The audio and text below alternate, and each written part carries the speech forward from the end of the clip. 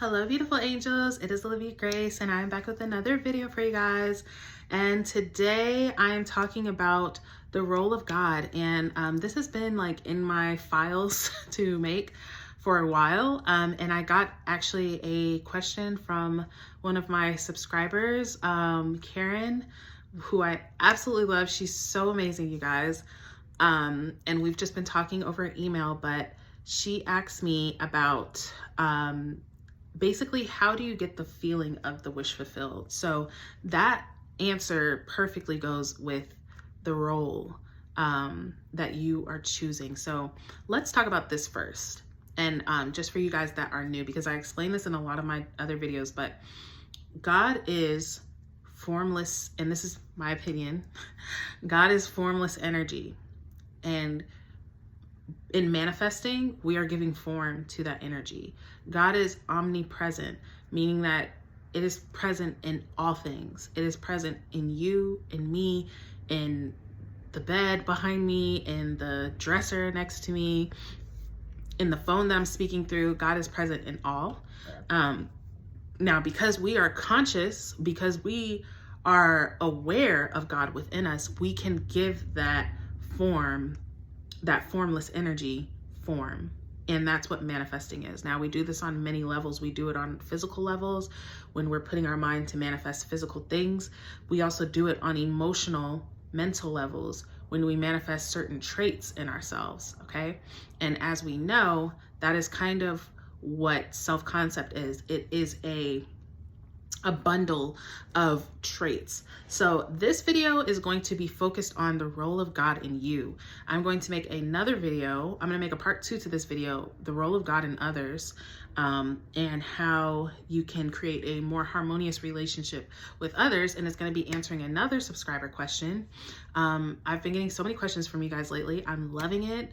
So if you have a question, definitely drop it in the comments so I can make a video for you.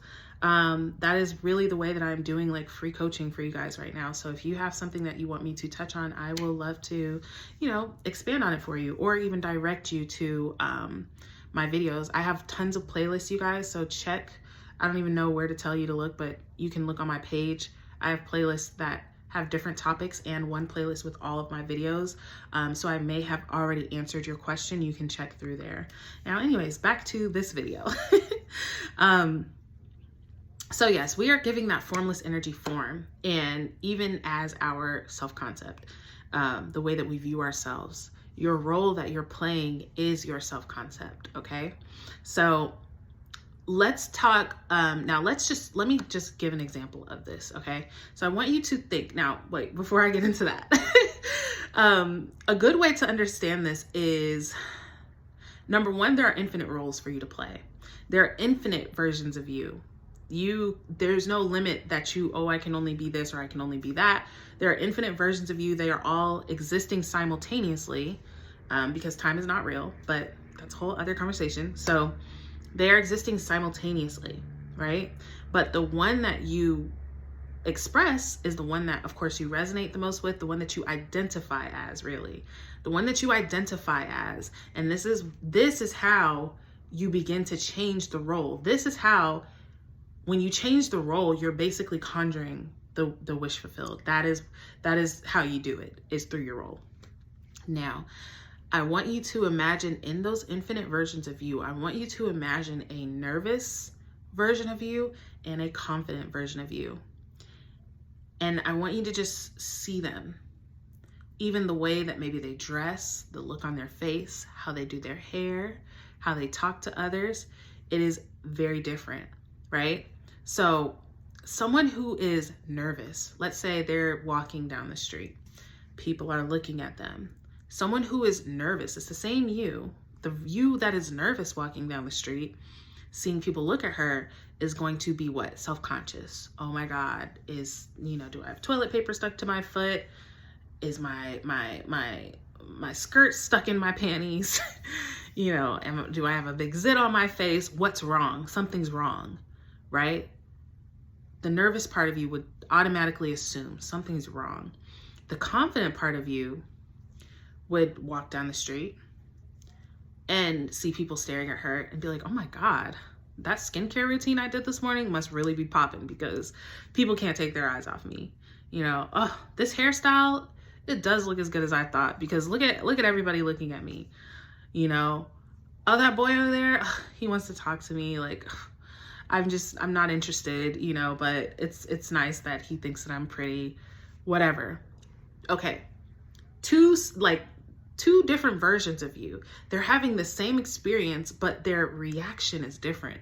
Their thoughts are different. Their assumptions are different. Okay. So what we try to do is identify. We identify as a nervous person, and we try to take on the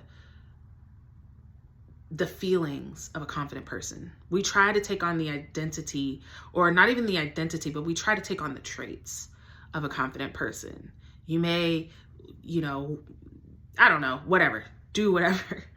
But when the identity has not changed, if you're still identifying as a nervous person, well, that's who you say that you are, right? Who do you say that I am? Who do you say that I am? What is your I am? Oh, I'm a nervous person. I just can't get along with people. I just whatever.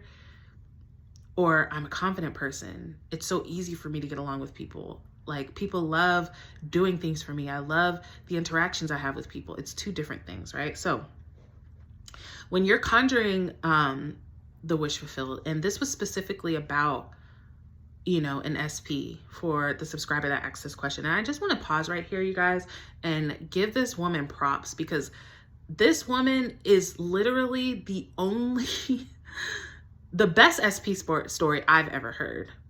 But the only person that has reached out to me about an SP that has done, like, that is focused on the inner work, basically.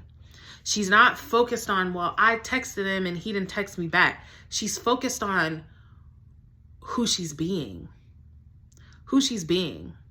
She's focused on the emotions that are creating this, okay? Because that's where you go, you guys, when you're wanting to manifest. Go to the emotions that are creating the situation. When you go to the emotion that is creating the situation, you're going from the root. You're going from the root. Okay?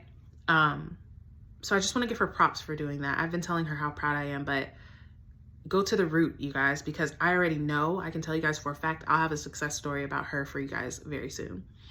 But anyways, so specifically about an SP, she was wondering about how do you conjure that feeling of being, you know, in love, or not in love, but being in the relationship, being in the end, being in the wish fulfilled, being with the SP. And how do you do that? You wonder, what does it feel like? What does the version of me, now that we're knowing, okay, every version of me exists. The version of me that has my SP exists. What is she thinking? What is she feeling? What are her reactions? You know, what are her thoughts when she wakes up in the mirror? Is it, oh my God, forever alone? Or is it, oh my God, I found the one? You know, I found the one. I'm so lucky. I'm so lucky. You know, I'm so blessed. Taking on the role and really thinking, because I can't really tell you guys what that means for you, because we're different people. So what that means for you is different for what it means for me. And again, when I kind of put myself into that video that I was talking about, the wifey self-concept, I was strictly doing it from loving myself. That's how I did it. I didn't know anything about this stuff. So I wasn't putting myself in a role or anything like that. I was just loving myself. But even that, how does it feel to be a person that is loved? How does it feel to be a person that is cherished and, you know, held and in a relationship with her soulmate? how does she feel about herself? How does she feel about the world? How does she feel about life? And it's really putting that on, you guys.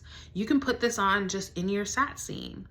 But the more that you identify as the person that has, as the person that is this, the quicker it will show up in your 3D.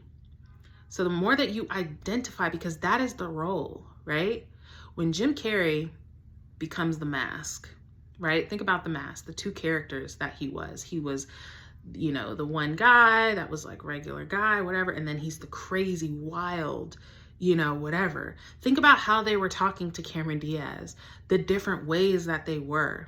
It really is about embodying, acting, pretending, using your imagination. Even if you can't embody it, that is what SATS is. It's giving yourself practice to practice being in that role. You're running your lines, okay? You're running your lines in the feeling of, what does it feel like to be the one that has what I want? And that is with everything, you guys, because whatever it is that you want, how does it feel to be the person that has the car, the girl, the money, the job, the state of consciousness, the peace, the healing? How does it feel to be that person, embodying that energy?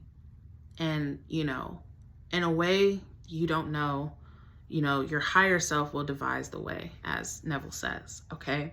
So that is, that's my explanation on roles. I intend that this helped you. I'm about to make my other video, the part 2 of God's role in others, and how do we deal with situations in others. So I'll link that one after it's posted on this video too. But anyways, I'll see you guys in that one, and sending you so much love.